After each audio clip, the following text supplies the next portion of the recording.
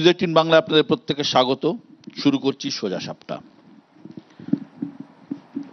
দীপাবলি এসে গেল, কালী পুজো, আলোর উৎসব। আর এই আলোর উৎসব মানেই শব্দের দাপট, তা সে আপনার পছন্দ হোক বা নাই হোক। আর ভোট উৎসবের ব্যাপারটাও ঠিক তাই। ভোট এলেই শব্দের লড়াই, আক্রমণ, পাল্টা আক্রমণ। কেউ সুর চড়াচ্ছেন মহিলাদের নিরাপত্তা নিয়ে, তো কারোর মুখে ফের বহিরাগত তত্ত্ব। এসআইআর নিয়েও বাংলার হাওয়া খুব গরম। রাজ্যের শাসক দল তো শুনিয়েই রেখেছে যে একজনও যদি বৈধ ভোটারের নাম বাদ যায় তাহলে তারা ছেড়ে কথা বলবে না। পাল্টা হুঁশিয়ারি আসছে বিজেপির পক্ষ থেকেও। কেউ বলছেন এসআইআর না হলে ভোটই হবে না বাংলায়। কেউ আবার এক ধাপ এগিয়ে বলছেন এসআইআর এর বিরোধিতায় হিংসা ছড়ানোর চেষ্টা হলে গুলি চলবে। বর্ষা বিদায়ের পর রাজ্যে গরমের তেজ অনেকটাই কমেছে, কিন্তু রাজনীতির উত্তাপ ক্রমশই বেড়ে চলেছে, কারণ ভোট আসছে। আমাদের আজকের মোশন বহিরাগত বনাম নিরাপত্তা, ভোট যুদ্ধে গরম বাংলা। এ নিয়ে বলার জন্য যারা আজকে আমার সঙ্গে আছেন, আমার একদম বাঁদিকে আছেন পরিচিত মুখ পার্থপ্রতিম বিশ্বাস, অধ্যাপক, একই সঙ্গে সিপিআইএম নেতা।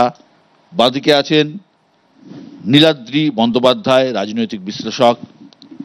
রয়েছেন সমীর চক্রবর্তী, তৃণমূল কংগ্রেসের পক্ষে বলার জন্য। একদম ডান দিকে রয়েছেন চন্দন ঘোষ চৌধুরী, কংগ্রেসের পক্ষে বলার জন্য।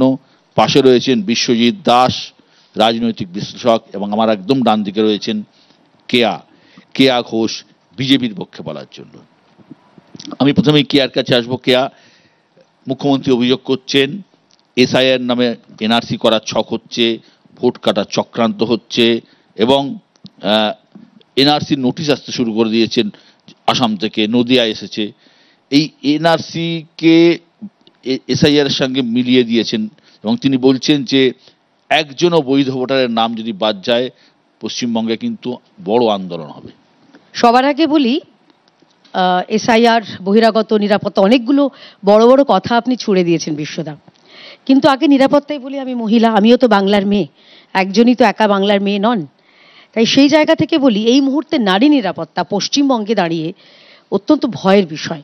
যেখানে স্বয়ং মুখ্যমন্ত্রী, মহিলা মুখ্যমন্ত্রী, তিনি নিদান দিচ্ছেন যে 8টার মধ্যে বাড়ি ঢুকুন, কারণ আমার পুলিশ, আমার প্রশাসন, আমার যে সরকার আপনাদেরকে নিরাপত্তা দিতে পারবে না। তাই আপনার এই শো শেষ হওয়ার পরে আপনার অফিসের গাড়িতে খুব ভয় ভয় বাড়ি পৌঁছতে হবে, কারণ 8টার আমাদের একটা ফরমান জারি হয়েছে। এবারে চলে আসি, এটা তো শুধু দুর্গাপুর নয়। আপনি বললেন যে এসআইআর এর সঙ্গে মমতা বন্দ্যোপাধ্যায় এনআরসিকে গুলিয়ে দেওয়ার চেষ্টা চলছে। দেখুন, মমতা বন্দ্যোপাধ্যায় বরাবরই অনেক কিছু গুলিয়ে দেওয়ার চেষ্টা করেন, এটা প্রথম নয়।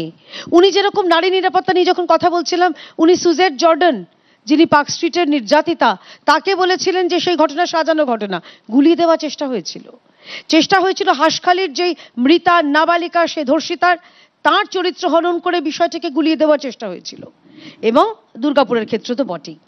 এবং সিএ এর সময় গুলিয়ে দেওয়ার চেষ্টা হয়েছিল। সিএ নাকি যারা এই রাজ্যের যারা সংখ্যালঘু রয়েছেন তাদের নাকি তাদের নাকি নাগরিকত্ব কেড়ে নেবে। ওখানে কেড়ে নেওয়ার কোনো ব্যাপারই ছিল না, ওটা দেওয়া, নাগরিকত্ব প্রদানের আইন। উনি গুলিয়ে দিতে ভালোবাসেন, কারণ ওনার সরকারটাই গোলানোর সরকার। যে সরকারের যে কে কখন 1 নম্বর, কে কখন 2 নম্বরে নাগরদোলার মতন আসে, সেই সরকার গুলোনোর সরকার। কাকে ভরসা করবে আর কাকে বিশ্বাস করবে কেউ জানে না। মমতা বন্দ্যোপাধ্যায় এসআইআর কে কেন ভয় পাচ্ছেন? মমতা বন্দ্যোপাধ্যায় ভয় পাচ্ছেন এসআইআর স্যার শুনলে ওনার মনে হচ্ছে হার। এই মমতা বন্দ্যোপাধ্যায় বিশ্বদা ঠিক বছর 20 আগে 2005-এ উনি তো বলেছিলেন যে পশ্চিমবঙ্গে 1 কোটি ভুয়ো ভোটার রয়েছে, বহিরাগত ভোটার রয়েছে। তো সেই মমতা ব্যানার্জি আজকের দিনে এসে কেন তিনি ভয় পাচ্ছেন? আপনারা বহিরাগত তত্ত্ব। সমীর চক্রবর্তী, আপনারা ভয় পাচ্ছেন? মমতা ব্যানার্জি ওনাদের এসআইআর কে ভয় পান না। মমতা বন্দ্যোপাধ্যায় বাংলার মানুষের নিরাপত্তাটাকে নিশ্চিত করছেন। তার কারণ ভারতবর্ষের নাগরিকত্ব হারাবেন যদি আপনার ভোটার তালিকায় নামটা না থাকে। তার জন্যই তো দেখছি পুশব্যাক করে দেওয়া হচ্ছে। বীরভূমের একটা পরিবারের 6 জন দিল্লিতে তারা কাজ করতেন, তাদেরকে পুশব্যাক করে দেওয়া হলো সুইটি বিবি এবং অন্যান্যরা। কলকাতা হাইকোর্ট আজ থেকে 3 সপ্তাহ আগে রায় দিয়েছেন ওরা ভারতীয় নাগরিক এবং 2 মাসের মধ্যে ওদের ভারতবর্ষে ফিরিয়ে আনতে হবে। তার থেকেও লজ্জাস্কর ব্যাপার বিশ্ববাবু, বিশ্বের দরবারে তো মুখ পুড়ছে, বাংলাদেশের কোর্ট তারা বলেছে এরা বাংলাদেশি নয়, এরা ভারতীয় নাগরিক বলতে হবে। সুতরাং তারা বিয়ে ওখানকার যারা বর্ডারের দায়িত্বে তাদের নির্দেশ দিয়েছে যে এদের ভারতবর্ষে এবং পশ্চিমবাংলায় পাঠানোর ব্যবস্থা করা হোক। আজকে যে কথাটা দিয়ে আপনি শুরু করলেন এসআইআর, মমতা বন্দ্যোপাধ্যায়ের বক্তব্যটা কি? যিনি প্রকৃত ভারতীয় নাগরিক পশ্চিমবাংলায় বসবাস করেন, একজন নাগরিকের নামও যেন বাদ না যায়। এই যে কথাটা সিএ এর আসছে, এই সিএ কথাটা আসছে কেন, যে কথাটা বিশ্ববাবু আপনিও হালকা করে ছুঁয়ে গেছেন।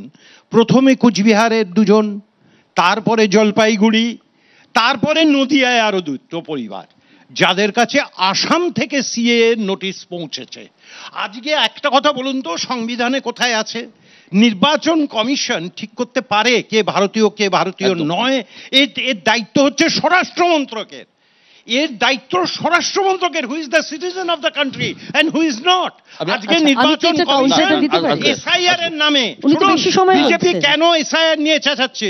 ওরা মানুষের রায় জিতবে না, মানুষ থেকে বিচ্ছিন্ন ভোটারের নাম নির্বিচারে বাদ দাও। মানুষ থেকে বিচ্ছিন্ন তো আপনারা, মানুষ থেকে বিচ্ছিন্ন আপনারা। তাহলে তারা জিততে। আচ্ছা একটা আপনারা বলুন না, তথ্য দিচ্ছি রোহিঙ্গা আপনাকে, নিয়ে শুনে নিন। চেঁচাচ্ছেন, আরে বিহারে এসআইআর হয়েছে, মোহাম্মদ শাহাদ রাডি, মোহাম্মদ শাহাদ রাডি নামটা চেনা আছে না? আপনি অনেক বলেছেন, ভুল তথ্য দিচ্ছেন। পার্থদা, এসআইআর বলুন বা ধর্ম, এই 2 ফ্রন্টের যে লড়াই চলছে তাতে মূলত 2টি দলের মধ্যেই চলছে, তৃণমূল এবং বিজেপি যা হচ্ছিল। এইভাবে তো বঙ্গ রাজনীতি বাইনারির পথেই হাঁটছে দেখছি। হ্যাঁ, বাস্তব তো তাই, কিন্তু হাঁটার কথা সেভাবে নয়। এই কারণের জন্য 26-এর ভোট যদি বলেন বা তার আগের যে ভোট হয়ে গেল, সবসময় আমি বলি যে একটা লম্বা সময় যদি সরকার থাকে, সেটা কেন্দ্রে বা রাজ্যে, যখন এই ভোটটা হবে সেটা আসলে একটা রেফারেন্ডাম, আস্থা ভোটের মতো। অর্থাৎ গত 15 বছর আমাদের রাজ্যে যে সরকার চলেছে, যদি মনে করেন রাজ্যের বেশিরভাগ মানুষ যে তারা থাকবেন, তাহলে তারা আবার পুনর্নির্বাচিত হবেন, অন্যথায় বিদায় নেবেন। কিন্তু আসলে এই যে একটা সরকার নির্বাচনের যে মাপকাঠিগুলো, সেই মাপকাঠিগুলো হচ্ছে যে আমাদের হচ্ছে সমানে পাল্টে যাচ্ছে। অর্থাৎ আপনার প্রত্যাশিত কি যে আমাদের মতো একটা রাজ্যে শিল্প কেমন হয়েছে, মানুষের স্বাস্থ্যের অবস্থা কিরকম, লেখাপড়ার অবস্থা কিরকম, রাস্তাঘাটের অবস্থা কিরকম, নারী সুরক্ষার অবস্থা কিরকম, আপনি একটাও ইস্যু দেখতে পাচ্ছেন? আমি বলছি যে গতকালও মাননীয় মুখ্যমন্ত্রী উত্তরবঙ্গে গেছেন এবং সেখানে হচ্ছে যে তিনি সভা করছেন। তিনি বললেন যে আমি এই উত্তরবঙ্গের জন্য একটা মহাকালের মন্দির করব। আমি বলছি যে যখন উত্তরবঙ্গের মানুষের ইহকাল বিপর্যস্ত, সেখানে হচ্ছে যে মহাকালের মন্দির ইম্পর্টেন্ট না, সেখানে উত্তরবঙ্গে পরিকাঠামো গড়ে তোলার কাজটা অনেক বেশি ইম্পর্টেন্ট। আবার বলছি এই যে মাঝখানে কথা বলে, তাহলে ওনাকে বলে নিতে দিন। ফলে এই জায়গাটাই আমি বলছি যে সেখানে দাঁড়িয়ে প্রত্যেকটা ক্ষেত্রে আপনি দেখতে পাবেন যে ওদিকে যেরকম রাম মন্দির হচ্ছে একটা ইস্যু হয়েছিল, আমাদের এখানে আবার জগন্নাথ ধাম তৈরি করা হচ্ছে যে রাজ্যে, আবার বলছি মহাকাল তৈরি করা হচ্ছে। ফলে আসলে এই কোথাও না কোথাও আমি বলছি শেষে যে মানুষের জীবন জীবিকার ইস্যুগুলোর থেকে বেরিয়ে গিয়ে আসলে এই পোলারাইজেশনের রাজনীতির মধ্যে এই 2টো দলই ঢুকতে চাইছেন। এসআইআরও কিন্তু আমাদের এই পলিটিক্যাল পোলারাইজেশনের হাত থেকে বাদ যাচ্ছে না। কেমন? আমি বলছি এসআইআর হওয়া উচিত, এই নিয়ে কোনো সন্দেহ নেই। 20 বছর আগে হয়েছে, আবার হবে, আগামী ভবিষ্যতে 20 বছর পরেও হবে। এসআইআর করছেন কারা? নির্বাচন কমিশন দেশের। কিন্তু কোথাও যেন মনে হচ্ছে যে কেন্দ্রের সরকার, যে নির্বাচন কমিশন হচ্ছে তাদের অনুগত একটি সংস্থা, কোথাও যেন মনে হচ্ছে 1 কোটি নাম বাদ যাবে না। এবার বলছে টার্গেট সেট করা হচ্ছে যে বাদ নাম 1 কোটি যাবে না, 1000 যাবে না, 1 লক্ষ যাবে, কেউ জানে না। কিছু নাম যাবে, কিছু নাম যাবে বাদ। কিন্তু যদি শুভেন্দু অধিকারী বা এই জাতীয় বিজেপি লিডাররা তারা টার্গেট সেট করে দেন এবং দেখা যায় যদি সেই টার্গেট অনুযায়ী ইলেকশন কমিশন মুভ করছে, তাহলে ইলেকশন কমিশনের নিরপেক্ষতা নিয়ে একটা প্রশ্ন ওঠে। একইভাবে আপনি রাজ্যে বিএলও যারা হবেন, যে তারা হচ্ছে রাজ্য সরকারের অধীনস্থ কর্মচারী। ফলে এখন রাজ্য সরকার যদি মনে করেন যে তাদেরকে তারা তাদের অধীনস্থ কর্মচারী এবং যারা বিএলও তারা রাজ্যের শাসক দলের স্বার্থ সুরক্ষিত করবেন, তাহলে ইলেকশনটাই জিওপার্টাইজড হয়। আমি এই কারণেই বলছি বিশ্ব। এরপরে ইন্টারেস্টিং পার্ট হচ্ছে যে বিজেপি বলছেন যে মুসলমান খেদাও, ভোটার লিস্ট ঠিক করো, আর ঠিক উল্টে তৃণমূল বলছেন যে ভুয়ো ভোট তাড়ানোর দরকার নেই। সমীরবাবু একটু আগে বললেন যে একটাও জেনুইন ভোটারের নাম যেন বাদ না যায়, কিন্তু একটিবারও বললেন না যে একটা ভুয়ো ভোটার যেন না থাকে, একটা মৃত ভোটার যেন না থাকে। এইখানেই তফাৎ। ফলে আপনারা সেটা বলছেন, আর ওরা হচ্ছে মুসলমান মনে করে দিদা, এই যে ইস্যুগুলো উঠে আসছে যেটা পার্থদা বললেন, হ্যাঁ জগন্নাথ মন্দির হয়েছে, দুর্গা অঙ্গন ঘোষণা হয়েছে, মহাকাল মন্দিরেও ঘোষণা করেছেন, বিজেপির মধ্যে রাজনীতির অঙ্ক দেখছে, সিপিএমও দেখছে। এবার এই এসআইআর নিয়ে যে তথ্যগুলো বললেন যে একটা নামও যেন বাদ না যায়, একই সঙ্গে তৃণমূলের কথা বললেন, এ ব্যাপারে আপনার কি মনে হয় শেষ পর্যন্ত কোথায় দাঁড়াবে এই এসআইআর ব্যাপারটা?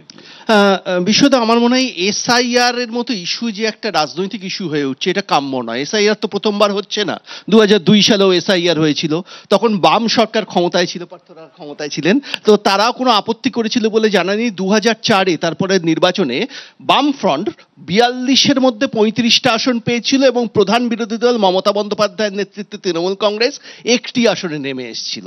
2005 সালে এই এসআইআর এর প্রয়োজনীয়তা কোথায়?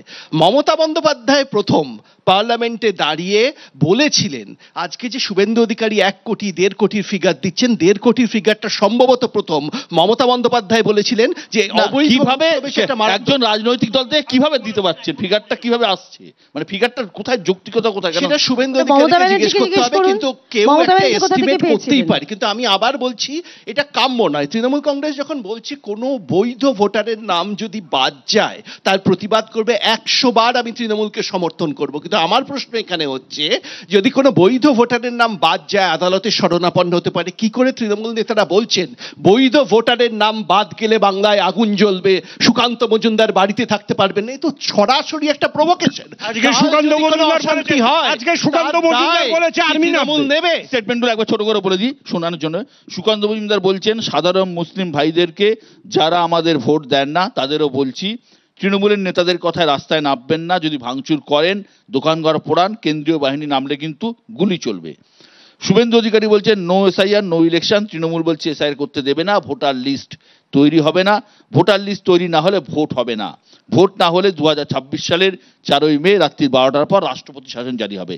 রাজীব বন্দ্যোপাধ্যায় তৃণমূলের বলছেন এসআইআর এ একজনও বৈধ ভোটারের নাম বাদ গেলে বাংলায় আগুন জ্বলবে। বিশ্বজিৎ দাস। রক্তগঙ্গা বইয়ে দেবেন। প্রথম বলি যে এসআইআর সাংবিধানিক প্রক্রিয়া এতক্ষণ আলোচনার মাধ্যমে বুঝে গেছেন, কারণ এই সাংবিধানিক প্রক্রিয়া নিয়ে রাজনীতি হচ্ছে, তৈরি হয়েছে একটা পলিটিক্যাল থ্রেট। এই যে কমেন্টগুলো বিশ্বদা বললেন তার থেকেই বুঝতে পারছেন যে পলিটিক্যাল থ্রেট। আমার অন্য একটা বিষয়ে আলোচনা করি এসআইআর সম্পর্কে রিলেটেড।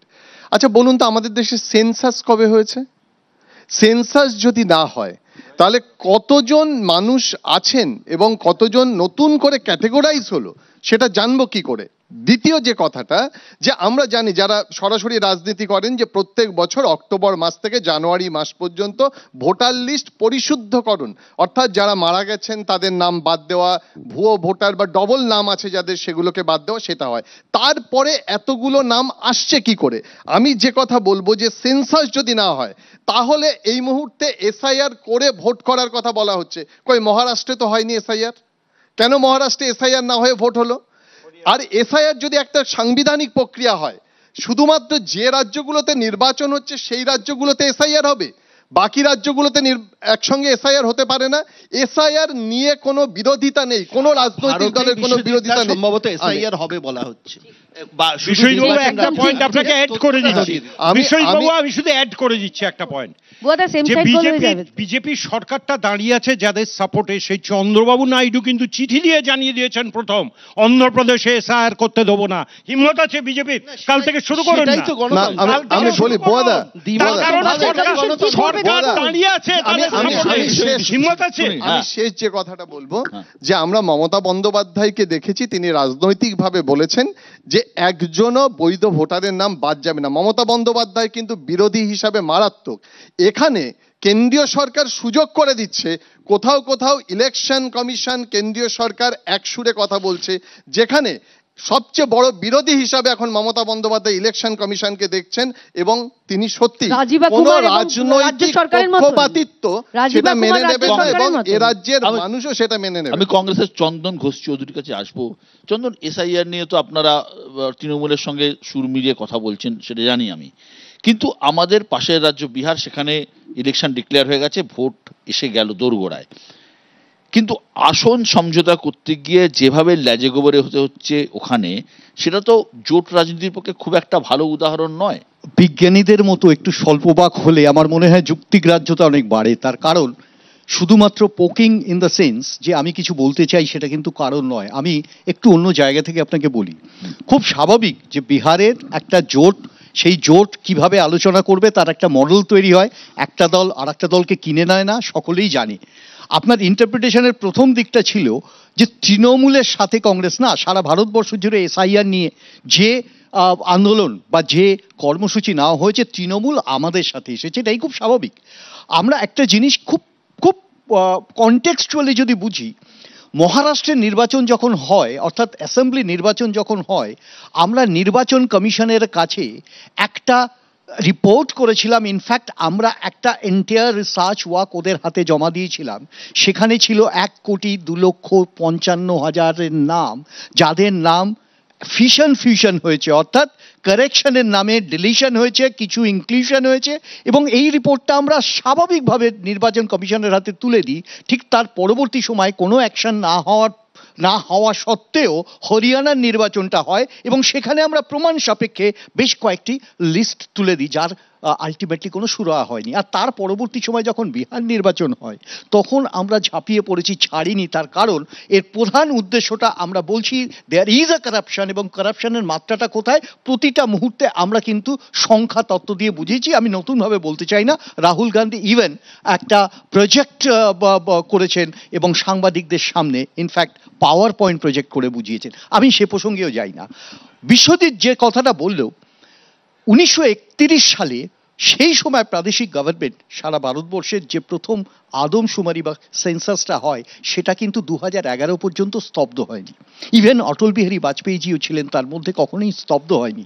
কিন্তু সেটা একবার 2021 আর আজকে 2026, প্রায় 15 বছর হয়ে গেল। আমরা জানি না আপনার বেসটা কি। আপনি ইনক্লুশন করছেন, ডিলিশন করছেন, কিন্তু আপনার বেসটা কি? আপনাকে প্রথম বুঝতে হবে জনসংখ্যার ভিত্তিটা কোথায়। আমি এখানে শেষ করছি বিশ্বদা, জনসংখ্যার ভিত্তিটা কোথায়? আপনি ultimately you are brushing in the air. ঠিক, আপনি পেইন্ট করছেন এয়ার, আমি কেয়ার কাছে দেখা যাবে না। আমি কেয়ার কাছে না, ঠিক আছে, কেয়ার কাছে এসআইআর প্রক্রিয়ার ক্ষেত্রে যেটা পার্থদা বললেন, যে সব থেকে বেশি গুরুত্বপূর্ণ ভূমিকা হচ্ছে বিএলও, যারা বুথ স্তরের আধিকারিক, যারা নির্বাচন কমিশনের হয়ে ময়দানে নামবেন। আর যারা রাজনৈতিক দলের হয়ে ময়দানে নামবেন তারা হচ্ছেন বিএলএ, ঠিক, অর্থাৎ রাজনৈতিক দলের এজেন্ট। একদম। সিপিআইএম, কংগ্রেস তারা অলরেডি স্বীকার করে নিয়েছে যে তারা সব বুথে এজেন্ট দিতে পারবে না।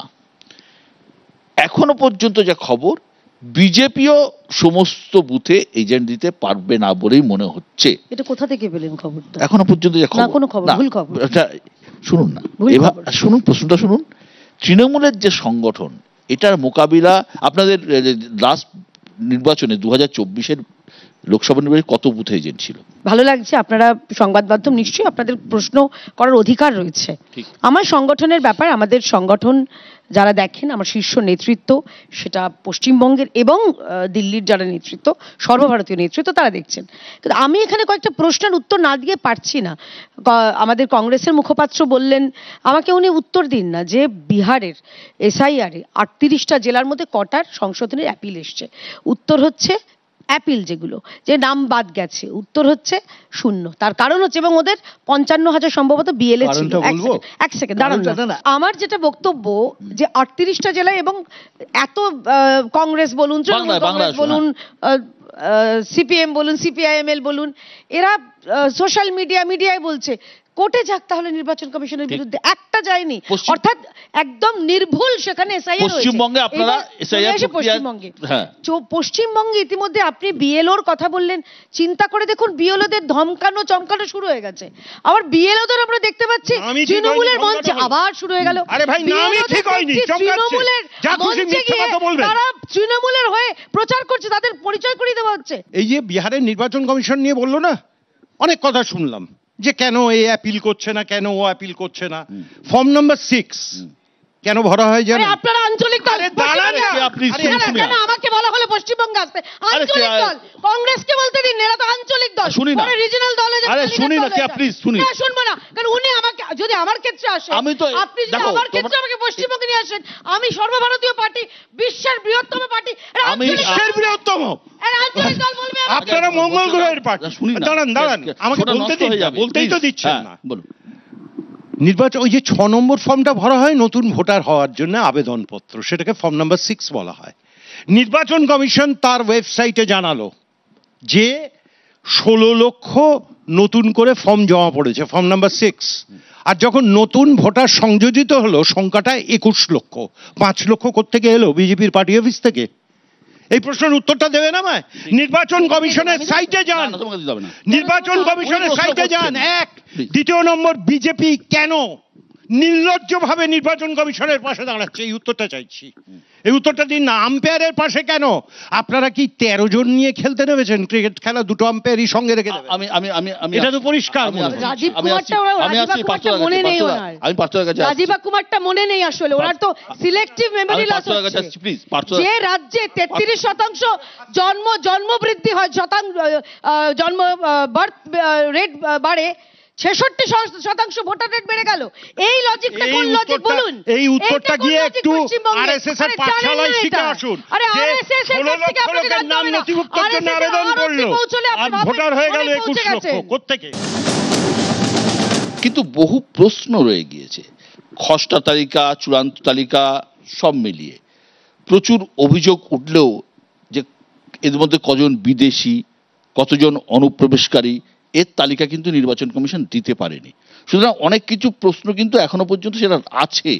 এটা কিন্তু একদম মানে ইয়ের ঊর্ধ্বে নয়, প্রশ্নের ঊর্ধ্বে নয়। না ঠিকই বিশ্ব, কিন্তু তার আগে যে লম্বা বিতর্ক এখানে হলো, আমি শুধু এইটুকুই বলতে পারি যে এটা ঠিকই যে আপনি যে আলোচনা চাইছিলেন যে বুথে বুথে বসার মতো কর্মী কোন রাজনৈতিক দলের কত আছে বা নেই, আমি আপনাকে শুধু দুটো কথা বলবো যে 77-এ এই রাজ্যে যখন পালাবদল হয় তখন বামফ্রন্টের এরকম শক্তি ছিল না যে প্রত্যেকটা বুথে এজেন্ট দিতে পেরেছিল, হিউজ চেঞ্জ হয়েছিল। এবং একই সাথে 2011-তে যখন বামফ্রন্ট থেকে তৃণমূল সরকার আসে তখন তৃণমূলেরও এই ক্ষমতা ছিল না যে প্রত্যেক বুথে এজেন্ট দেওয়ার মতো, এ তৎসত্ত্বেও পরিবর্তন হয়েছিল।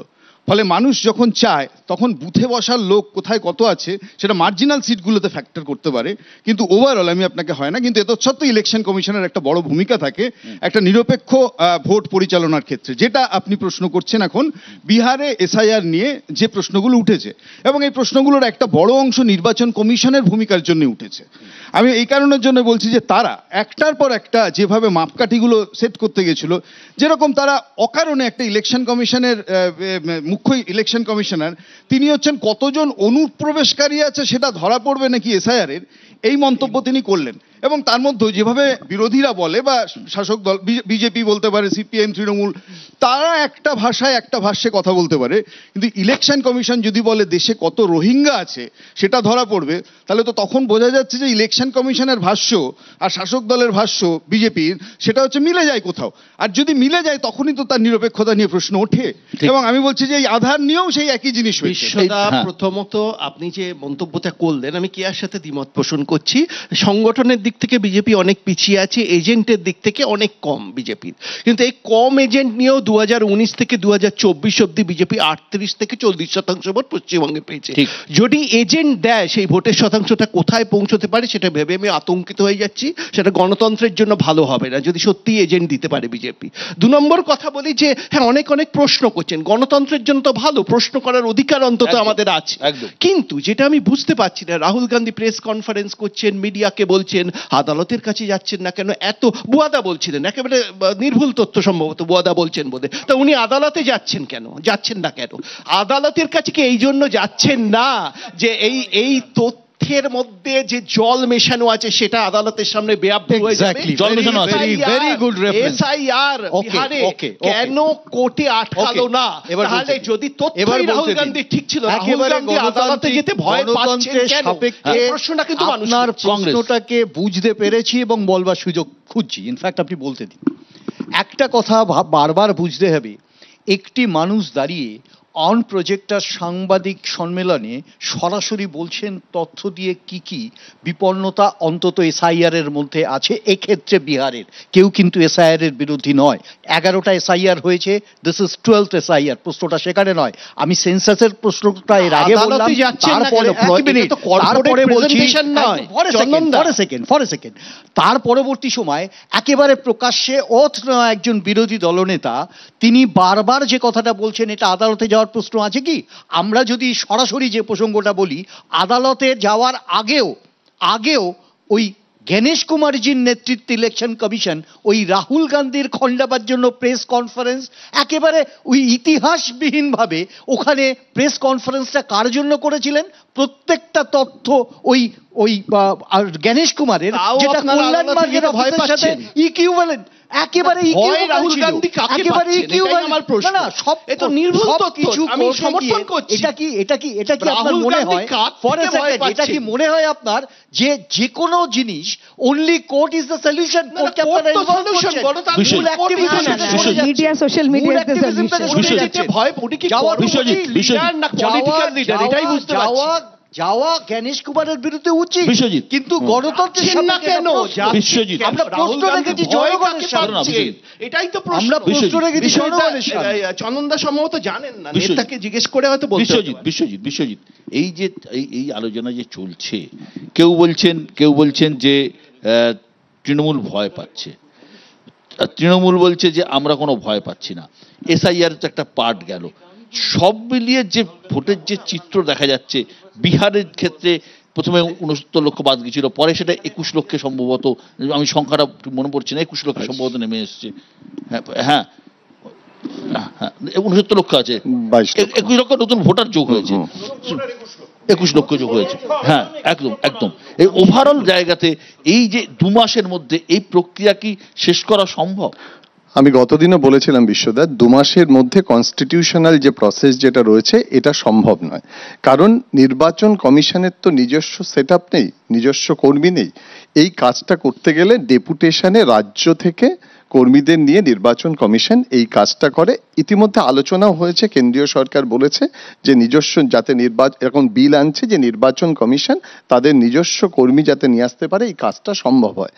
সম্ভবত সেই কাজটা যদি করতে পারতো তাহলে এই নিরপেক্ষতা নিয়ে প্রশ্ন উঠতো না। আজকে একটা রাজনৈতিক দল না, অধিকাংশ রাজনৈতিক দলের কাছে এই প্রশ্ন উঠছে নির্বাচন কমিশনের নিরপেক্ষতা নিয়ে। এখন পশ্চিমবঙ্গে আমাদের ভোট শুধুমাত্র একটা ইস্যুতে হয় না। আপনি যদি দেখেন যে আগের নির্বাচনগুলোতে শাসক দল তাদের যে ইস্যু তৈরি করেছিল, কেন্দ্রীয় বঞ্চনা, সমাজ কল্যাণমূলক প্রকল্প, এগুলো দিয়ে ভোটের মাঠে লড়াই করতে গেছে।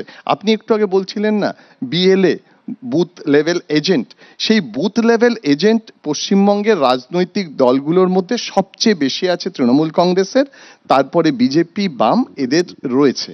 কিন্তু এইটা দিয়েই যে নির্বাচন হবে 26-এর, এটা নয়।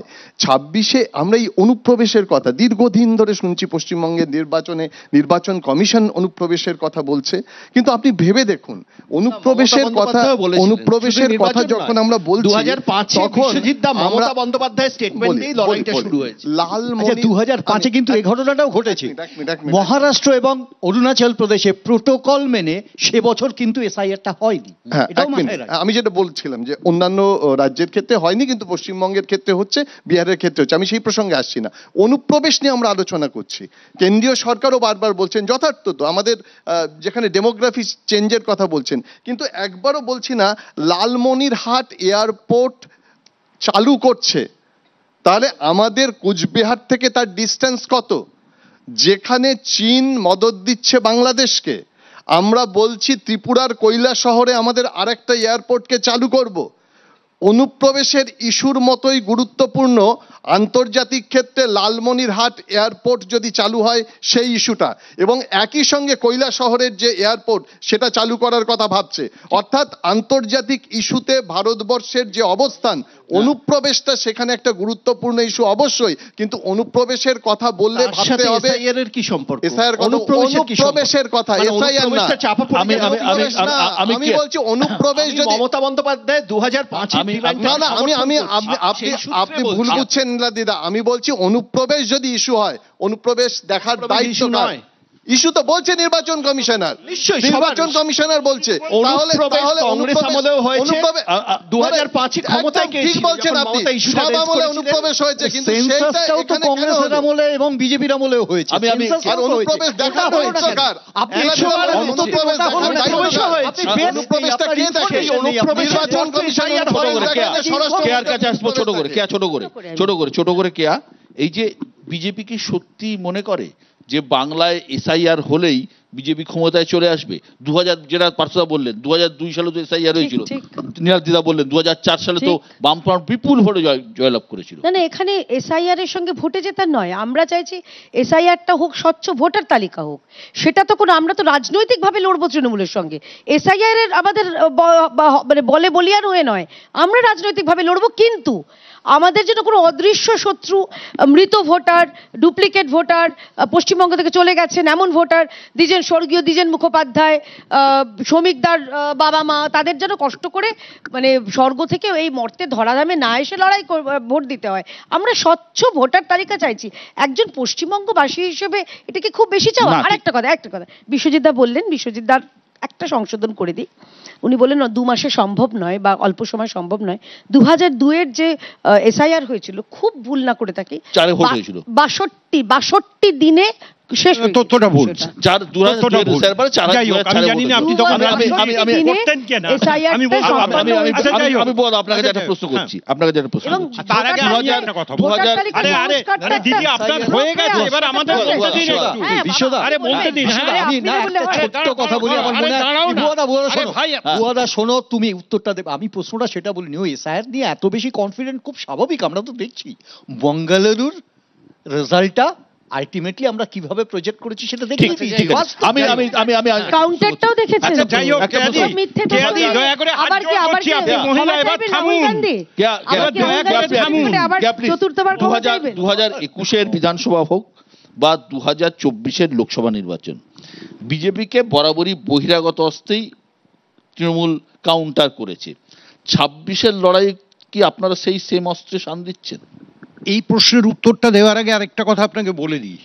এই যে নির্বাচন কমিশনের দ্বারা ভোটার লিস্টে কারচুপি হচ্ছে, ডাইরেক্টলি প্রথম ধরলেন মমতা বন্দ্যোপাধ্যায় এই বছরের ফেব্রুয়ারি মাসে। নেতাজি ইন্ডোর স্টেডিয়ামে বিশ্ববাবু সেই মিটিংটা ছিল, উনি দেখিয়ে দিলেন ভোটার লিস্ট তুলে কি হারে হরিয়ানার এপিক কার্ড নাম্বার সমেত পশ্চিমবাংলার ভোটার তালিকায়। তারপরে উনি 5 জনের সংসদীয় প্রতিনিধি দল নির্বাচন কমিশনে পাঠালেন। তারা কি বললেন? This is our technical error. কখনো বলছে টেকনিক্যাল এরার, 5 জনের প্রতিনিধি দল যখন গেল নির্বাচন কমিশনার কি বললেন? টেকনিক্যাল এরার, আমার প্রশ্ন, অর্থাৎ যান্ত্রিক ত্রুটি। দাঁড়ান, কখনো বলছেন হিউম্যান এরার, মানবিক ত্রুটি। আচ্ছা বিশ্ববাবু, কাতারে কাতারে হরিয়ানার ভোটারের নাম এপিক কার্ড নম্বর সমেত বাংলার ভোটার তালিকায় কেন? কার সাহায্যে?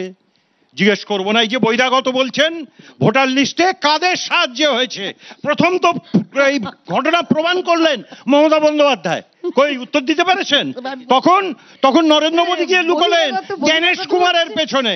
আর আপনি যে প্রশ্নটা নিয়ে এলেন, আপনি প্রশ্নটা আরেকবার করুন। প্রশ্নটা হচ্ছে 2021, 2024 আপনারা বারবার বিজেপিকে বহিরাগত পার্টি বলে কাউন্টার করেছেন, 2026-এও কি আপনারা সেম অস্ত্রে শান একটা দিচ্ছেন? কথা বলবো আপনাকে, এই তো দুর্গাপুজো গেল, আপনি জানেন বিজেপির যে কেন্দ্রীয় নেতৃত্ব কলকাতায় বসে আছে না, যারা নির্বাচন পরিচালনা করবে 2026 সালে, কুমোরটুলিতে গেছিল মুখোশ অর্ডার দিতে। কেন মুখ নেই? বিজেপির মুখটাকে, মমতা বন্দ্যোপাধ্যায়ের মুখটাকে। শুনুন, ওখানে গিয়ে অসুরের মুখ পেয়েছে। আপনি এটা জানেন নাকি? রাজনৈতিক বিশেষজ্ঞ শুনুন, ওখানে আপনি এটা জানেন নাকি? রাজনৈতিক বিশেষজ্ঞ কোন দলে কে মুখ?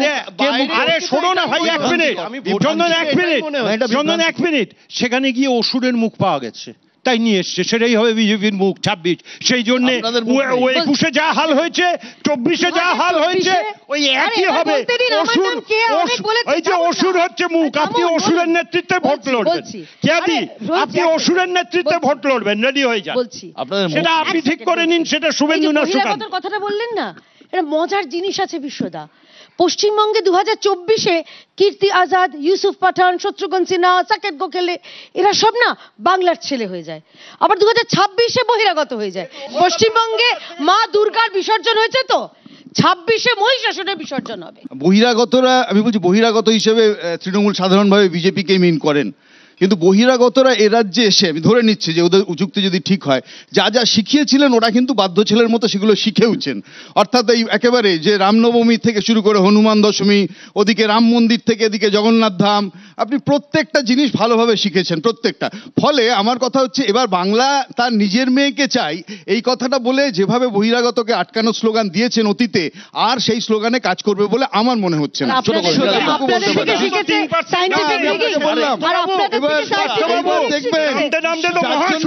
গোলপোস্ট পাল্টাতে হচ্ছে, ওই কারণেই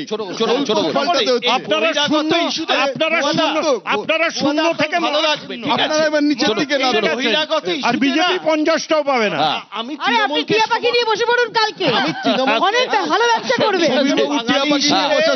বহিরাগত ইস্যুতে তৃণমূলকে সমর্থন করি, কিন্তু যখন আশ্চর্য হয়ে যায় যখন দেখি বহরমপুরের তৃণমূল প্রার্থী হচ্ছে গুজরাটের, আসানসোলের তৃণমূল প্রার্থী হচ্ছে বিহারের, দুর্গাপুরের তৃণমূল প্রার্থী হচ্ছে বিহারের, কলকাতার পুলিশ কমিশনার বহিরাগত, সেটা হচ্ছে কেন্দ্রের সারা ভারতবর্ষের নির্বাচন। আমার প্রশ্ন হয় রাজ্যের প্রিন্সিপাল সেক্রেটারি বহিরাগত। আমার মনে হয় ওটা সেন্ট্রাল পলিটিক্স। কি হয়েছে? বাঙালিরা বাঙালির পার্লামেন্টে যাওয়ার অধিকার নেই। দুর্গাপুরে বাঙালি নেই, বহরমপুরে বাঙালি নেই,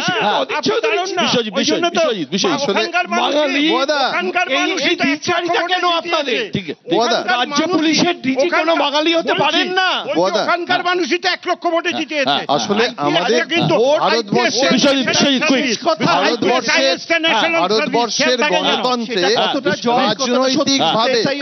ভারতবর্ষের গণতন্ত্রে রাজনৈতিকভাবে কোনো বহিরাগত নেই।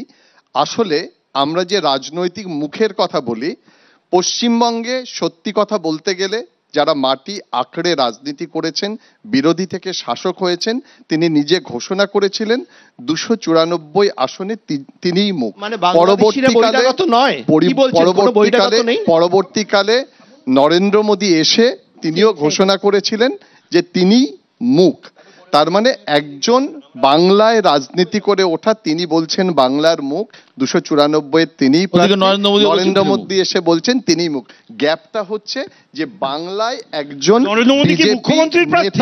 আমি জানতে চাইছি তাহলে কি প্রধানমন্ত্রী থেকে উনি পদত্যাগ করছেন? উনি কি বাংলার মুখ্যমন্ত্রী হবেন? আমি জানতে চাইছি উনি কি বাংলার মুখ্যমন্ত্রী হবেন? বলুন না, বাংলার মানুষের রায় নেই, একদম উত্তর পেয়ে যাবে। Just a single line. আমি আগত বহিরাগত দুরাগত এই জায়গাতে যাব না।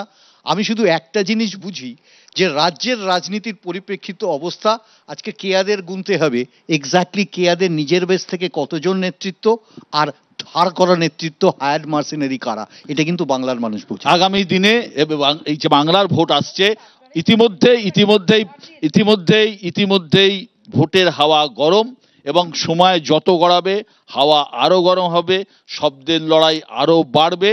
কিন্তু আমরা দেখব যে কেউ যেন লক্ষণ রেখা অতিক্রম না করে এবং লক্ষণ রেখা অতিক্রম না করে পারস্পরিক রাজনৈতিক সৌহার্দ্য বজায় রেখে যে নির্বাচনে লড়ুন। ভোটে যে জিতবেন তারা সরকার তৈরি করবেন, যে নিয়ে কোনো সন্দেহ নেই। কিন্তু আমরা চাইবো যে একটা সুস্থ পরিবেশ বজায় থাকুক। ভালো থাকবেন সবাই।